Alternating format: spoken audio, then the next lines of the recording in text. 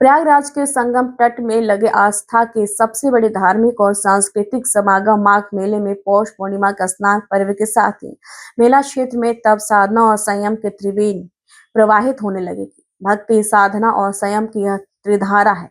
कल्पवास जिसकी शुरुआत पौष पूर्णिमा का स्नान के साथ हो गई है। मेला प्रशासन ने कल्पवासियों के लिए इस बार कई विशेष प्रबंध किए।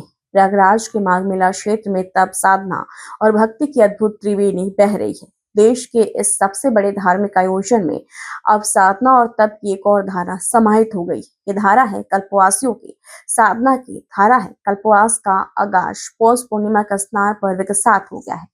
माघ मेला क्षेत्र में वाहनों की यह कतार उन्हीं साधक कल्पवासियों की है जिनका पूरे एक महीने यहाँ बसे रहे। आज आप संगम स्नान करने आई है। पौष पूर्णिमा का पहला स्नान भी है। कैसा यहाँ की व्यवस्था आपको लगी? स्नान करने में कितनी सुविधा हुई आपको, और आप आगे सरकार से किस तरह की सुविधाओं की सोच रखती हैं? यहाँ हमें बहुत अच्छा लगा। सुबह सुबह हम जल्दी आ गए थे। जैसा हमें लग रहा था कि बहुत ठंड होगी, ठंड लगेगी, व्यवस्था नहीं होगी, लेकिन बहुत अच्छी व्यवस्था है। योगी जी का धन्यवाद, मोदी जी का धन्यवाद। बड़े अच्छे से हमारे दर्शन हो गए, अच्छे से हम नहाए, अच्छे से, बहुत अच्छे से। छोटे छोटे बच्चों के भी दर्शन हो रहे हैं, कोई असुविधा नहीं हुई हमें। बहुत अच्छे दर्शन है। मेरा नाम निशा है, ये मेरी देवराज।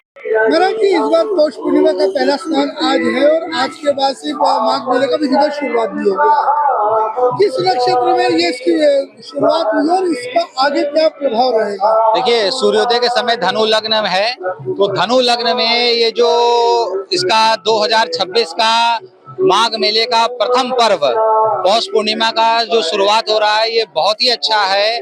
और इस बार बृहस्पति देवता की अतिचारी गति के कारण ये बहुत दुर्लभ योग बन रहा है। अतिचारी गति के कारण, जैसे सामान्य गति से देवगुरु बृहस्पति एक राशि में एक वर्ष रहते हैं, 12 वर्ष के रोटेशन के कारण हर 12वें वर्ष में कुंभ आता है। लेकिन इस बार जो देवगुरु बृहस्पति हैं वो अतिचारी गति से है। अतिचारी का मतलब बहुत फास्ट फॉरवर्ड चल रहे हैं। एक साल में 3 राशियों को स्पर्श कर रहे हैं, मिथुन राशि, कर्क राशि और सिंह राशि। और आज का जो योग, ग्रह नक्षत्र का योग है, मीन राशि के शनि हैं, राहु क्या कहते हैं अपनी अच्छी अवस्था में है।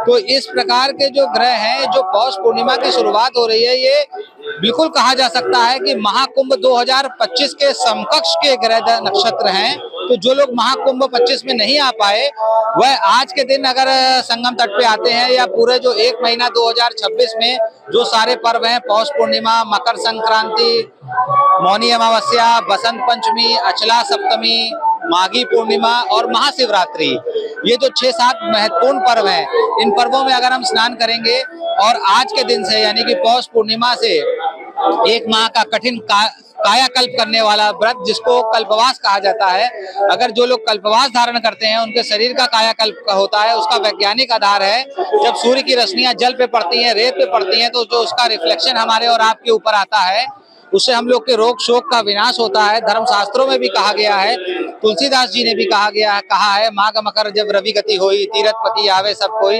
यानी कि पौष पूर्णिमा से आज शाम से माघ का महीना प्रारंभ हो जाएगा। अगर तिथि की बात करें तो कल से, रविवार से माघ शुक्ल पक्ष माघ कृष्ण पक्ष की पहली तिथि प्रारंभ होगी। इस प्रकार अधिकांश जो पर्व हैं वो रविवार के दिन पड़ रहे हैं। रविवार का बहुत महत्व है इस बार।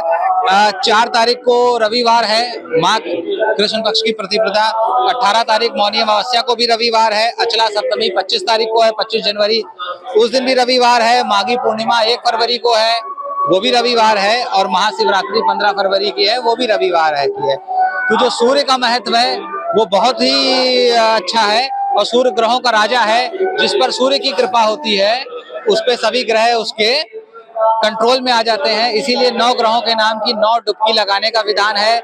जो लोग आपके यहाँ पर नहीं आ पाए हैं, उनके नाम की भी डुबकी का लगाने का विधान है। और ये पुण्य की डुबकी पितरों के नाम की भी लगाई जाती है, पितर भी तर जाते हैं। ग्रह नक्षत्रम ज्योतिष शोध संस्थान से ज्योतिषाचार्य आशुतोष वार्षिक।